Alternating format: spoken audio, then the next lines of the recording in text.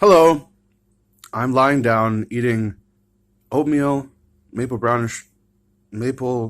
and brown sugar with bananas because why not? And I'm eating kind of like a chicken parmesan. I um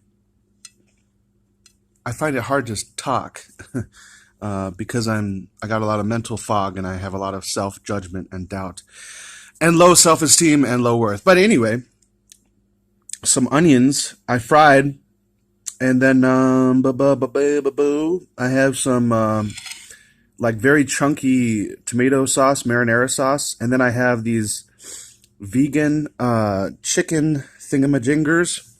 But you can't see because it's low light. Theo, why don't you turn the light on? Why don't you make better videos? Are you actually lying down right now? How can you be lying down and eating? Yes, this is what I do for the past I remember like 7 years ago, I was like, you know what? I could lie down and eat. And then I tried it, and then I kept on doing it because I'm a lazy loaf. I've always been this way. My mother used to call me roly-poly. But I want to talk about something. I want to talk about something that's been on my mind. I don't know if it's been on my mind. It's on my mind now. How do I know that Jesus is Jesus in Australia? How do I know? I don't know. I actually don't know. But why do I believe? Okay? He has such a fucking airtight moral code that is so impressive. I've asked myself questions through my life. You know, Jesus in the Bible. So I've always been interested in religious stuff and you know, I've taken stuff from the Bible to heart. You know, I read it, I heard about it, you know,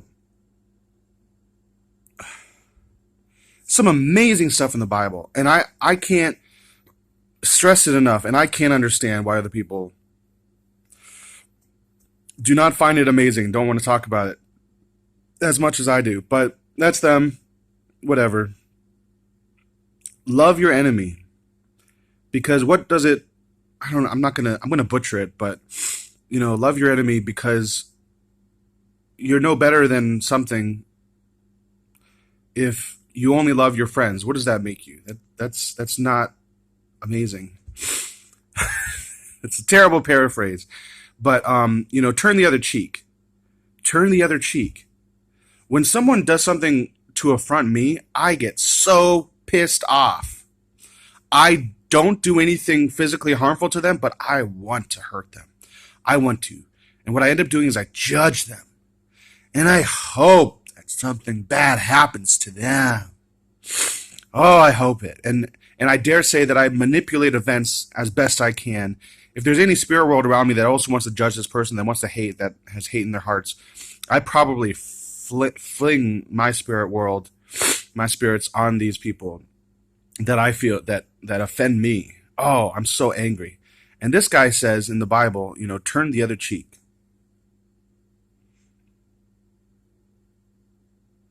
I think that is just an amazing,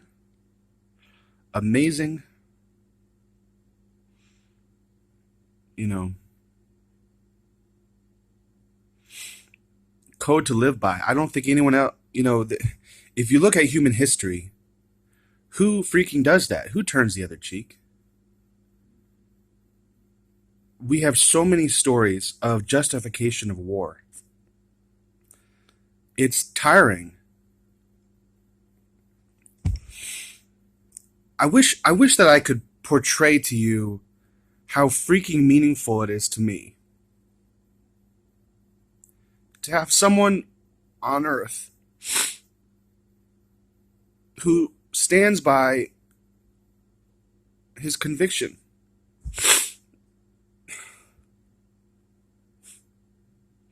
Most of my life, I wondered, it's not just that one, but it's so many things. Another one is, you know, you have heard that it's a sin to be adulterous, something like that. Another paraphrase that I'm going to butcher, but you know, but I tell you, if you look at another woman with lust, you have committed adultery in your heart. Like that is such a high standard. It's incredible. And I've asked myself, you know, are people just looking over this important stuff? Why do we look over these really critical standards. Why don't we think about these important standards? And this guy in Australia who claims to be Jesus, Alan John Miller, he says unequivocally that he meant what he said.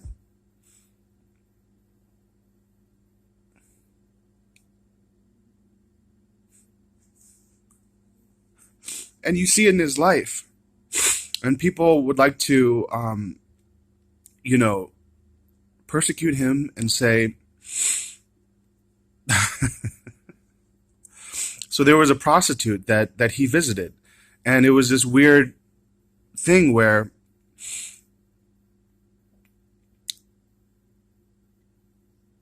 he was he was trying to do the right thing by his ex-wife. He knew he was going to get divorced, and in his in the divorce process, if he doesn't do something wrong, then the wife will, because the wife wanted to divorce him.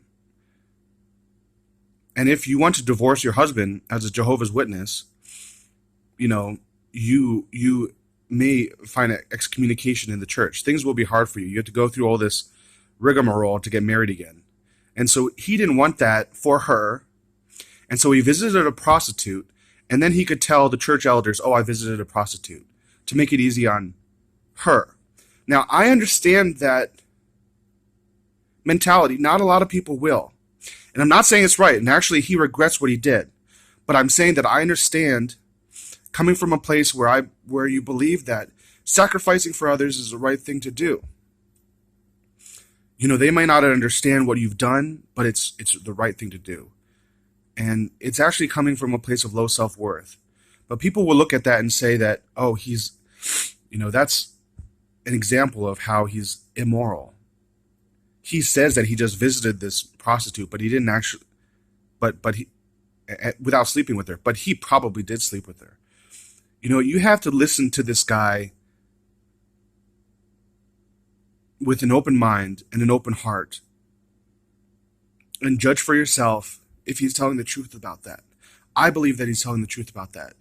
I grew up with a religious leader, Reverend Sun Myung Moon, who I think had incredible qualities, great qualities. He also had bad qualities. But people in the press, people across the world did not see his good qualities, and they persecuted him. And I think a lot of that was unjust. A lot of that was judgment and misplaced judgment. People love to persecute people. So I take that experience that I have to this, you know, to my experience with looking at this figure in Australia. And I can see how, you know, being that it's true that people want to, you know, love to judge, love to persecute. I have to look at what he says before I can make, you know, my own judgment. And what he says is incredible. And his standard is incredible. It's incredibly high. He lives what he says. Some of the things that he talks about is incredible. Like, he doesn't just say that it's wrong to beat your kids. Unequivocally, he says it's wrong to beat your kids. But he suggests that it's wrong to get angry at your kids. He calls that violence. Where in the world can you find a higher standard? If you look at your kid the wrong way, he would call that a violent act. But it's even deeper than that. If you feel judgment or animosity towards your child when your child acts out of turn, that's violence. That's wrong. Where in the world can you find a standard like that? That is amazing. He says that you have a soulmate somewhere. And if you ogle any other person,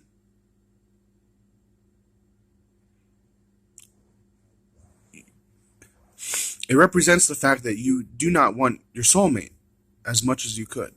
If you don't have your soulmate in your life, if you don't know who it is, which is a situation for me, you know, it's because you don't want them enough. That's really hard for me to come to grips with, because I would like to think of myself as someone that really wants his soulmate. But, you know, lusting over someone, lusting over many people, which is something that I deal with. So, I can't say I deal with, I cause. I want to lust over people. I don't want to come to terms with that fact, but I do. That's a very high standard.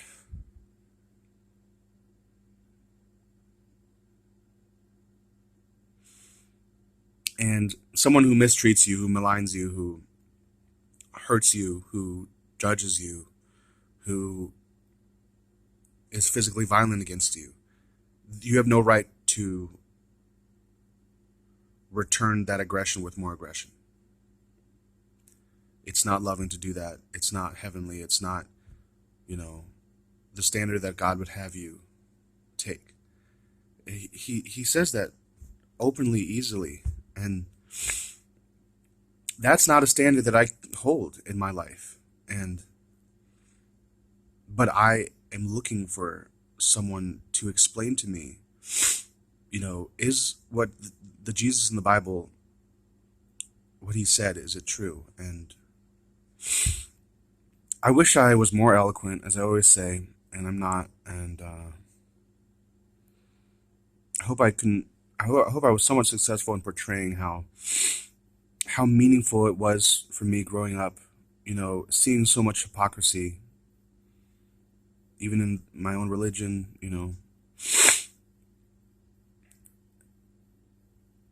but everywhere. And not, I mean, people claim to be Christians and they don't understand some basic, things about love. People claim to be Christians and God-fearing people, so-called, and they still justify violence and war and hate. And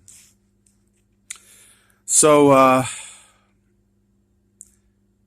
that's why I believe that this guy in Australia is Jesus. I rebel all the time. I don't want to believe that, just in the same way I don't want to believe in God. If I don't have to believe in God, then that excuses me from the penalties of the sin that I commit. I can be, blissfully ignorant of the bad things that I do to myself, to others. So, long video, and probably going to upload it.